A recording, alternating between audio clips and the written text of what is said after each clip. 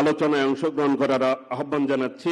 এক সাগর রক্তের বিনিময়ে যারা বাংলার স্বাধীনতা এনেছিলেন তাদের আত্মত্যাগ স্মরণে আলোচনা সভার আয়োজন করে বিএনপি। রাজধানীর ইঞ্জিনিয়ার্স ইনস্টিটিউশন মিলনায়তনে এই আয়োজনে উপস্থিত হন শিক্ষক, বুদ্ধিজীবী ও রাজনৈতিক নেতারা।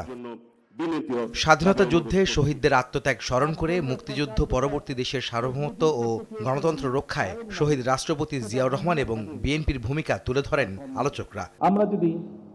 সভার প্রধান অতিথি প্রধানমন্ত্রী তারেক রহমান স্বাধীনতা যুদ্ধে শহীদ রাষ্ট্রপতি জিয়াউর রহমানের অবদানের কথা স্মরণ করে বলেন, তার ভূমিকা ছিল অনবদ্য। জিয়াউর রহমানকে বারবার খাটো করার অপচেষ্টা নিয়েও আক্ষেপ করেন সরকার প্রধান। প্রজন্ম ধরে স্বাধীনতা এবং মুক্তিযুদ্ধের যে গৌরব গাথা তা নিয়ে আলোচনা হবে, গবেষণা চলবে এবং এটাই স্বাভাবিক ব্যাপার। তবে আলোচনা, সমালোচনা কিংবা গবেষণার নামে এমন কিছু করা বা বলা অবশ্যই আমাদের জন্য ঠিক হবে না, যেটি আমাদের স্বাধীনতা এবং মুক্তিযুদ্ধের যে গৌরব ইতিহাস তাকে কোনোভাবে খাটো করতে পারে। বাংলাদেশের স্বাধীনতা এবং মুক্তিযুদ্ধের অন্যতম অনিবার্য চরিত্র শহীদ রাষ্ট্রপতি জিয়াউর রহমান। আমরা দেখেছি অতীতে যেভাবে শহীদ জিয়াউর রহমানকে, তার অবদানকে, তার কাজকে খাটো করার চেষ্টা করা হয়েছে, এর থেকেই প্রমাণিত হয়েছে শহীদ রাষ্ট্রপতি জিয়াউর রহমান অবশ্যই বাংলাদেশের মুক্তিযুদ্ধের একজন অনিবার্য চরিত্র। সবার আকাঙ্ক্ষা সীমাহীন হলেও সম্পদের সীমাবদ্ধতা আছে উল্লেখ করে প্রধানমন্ত্রী বলেন, ঐক্যবদ্ধভাবে সবাই কাজ করতে পারলে কাঙ্ক্ষিত স্বনির্ভর বাংলাদেশ গড়ে তোলা সম্ভব। আমাদের আকাঙ্ক্ষা সীমাহীন হলেও সম্পদের সীমাবদ্ধতা আমাদের রয়েছে।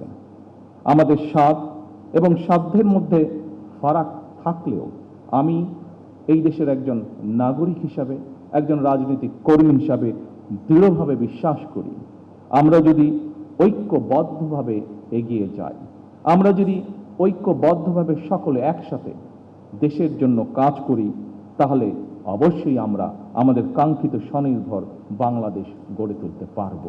বর্তমান সরকার গণতান্ত্রিক সরকার মন্তব্য করে প্রধানমন্ত্রী বলেন, একটি অংশ নয়, সমাজের সবাইকে নিয়ে ভালো থাকতে চাওয়াটাই হোক স্বাধীনতা দিবসের অঙ্গীকার। বর্তমান গণতান্ত্রিক সরকার আপনাদেরই সরকার। বর্তমানের গণতান্ত্রিক সরকার এদেশের মানুষের নির্বাচিত সরকার। বর্তমানের গণতান্ত্রিক সরকার এদেশের মানুষের প্রতিষ্ঠিত সরকার।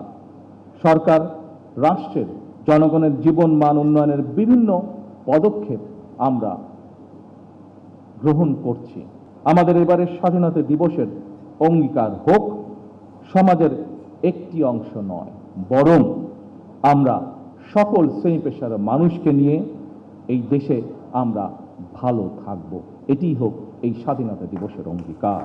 ইতিহাসকে ভুলে নয়, বরং তা ধারণ করে সামনের নতুন বাংলাদেশ গড়ে তুলতে সবার প্রতি আহ্বান জানান প্রধানমন্ত্রী তারেক রহমান। অতীত নিয়ে সবসময় পড়ে থাকলে এক চোখ অন্ধ, আর অতীতকে যদি আমরা ভুলে যাই তাহলে আমাদের দু চোখই অন্ধ।